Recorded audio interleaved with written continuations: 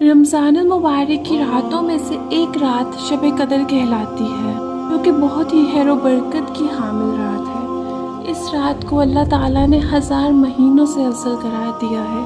1000 مہینے 83 برس اور 4 ماہ بنتے ہیں۔ جس شخص نے ایک رات عبادت میں گزار دی، اس نے 83 برس اور 4 ماہ کا زمانہ عبادت میں گزار دی۔ اس رات کی عبادت کا اجر اللہ تعالیٰ انسان کو اس کے اندازے سے بھی زیادہ عطا فرمائے گا۔ شب قدر کے معنی اور مفہوم کچھ اس طرح سے ہیں کہ امام ظاہری فرماتے ہیں کہ قدر کے معنی مرتبہ کے ہیں، چونکہ یہ رات باقی راتوں کے مقابلے میں شرف اور مرتبے کے لحاظ سے بلند ہے، اس لیے اسے لیلۃ القدر کہا جاتا ہے۔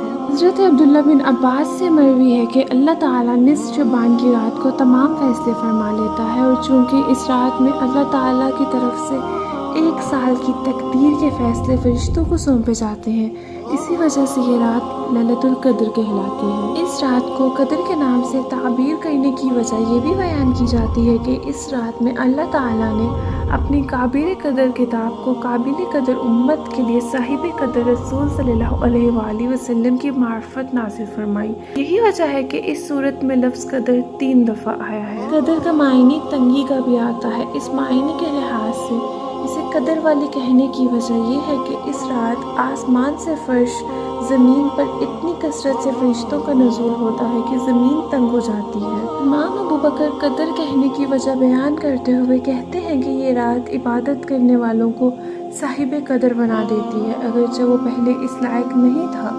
اس رات کے حصول کا سب سے اہم سبب نبی اکرم صلی اللہ علیہ وآلہ وسلم کی امت پر شفقت اور آپ صلی اللہ علیہ وآلہ وسلم کی غم خواری ہے۔ موطا امام مالک میں ہے کہ جب رسول پاک صلی اللہ علیہ وآلہ وسلم کو سابقہ لوگوں کی عمروں پر آگاہ فرمایا گیا تو آپ صلی اللہ علیہ وآلہ وسلم نے ان کے مقابلے میں اپنی امت کے لوگوں کی عمر کو کم دیکھتے ہوئے یہ خیال فرمایا کہ میری امت کے لوگ اتنی کم عمر میں سابقہ امتوں کے برابر اعمال کیسے کر سکیں گے؟ اسی لیے آپ صلی اللہ علیہ وآلہ وسلم کو لیلۃ القدر عطا فرمائی گئی، جو کہ 1000 مہینے سے افضل ہے۔ روایت میں ہے کہ ایک مرتبہ نبی اکرم صلی اللہ علیہ وآلہ وسلم صحابہ کرام کے سامنے مختلف شخصیات حضرت ایوب، حضرت زکریا کا تذکرہ کرتے ہوئے فرمایا کہ ان حضرات نے 80 سال اللہ تعالیٰ کی عبادت کی ہے اور پلک جھپکنے کے برابر بھی اللہ تعالیٰ کی نافرمانی نہیں کی۔ صحابہ کرام کو ان برگزیدہ ہستیوں پر رشک آیا۔ امام قرطبی لکھتے ہیں کہ اسی وقت حضرت جبرائیل علیہ السلام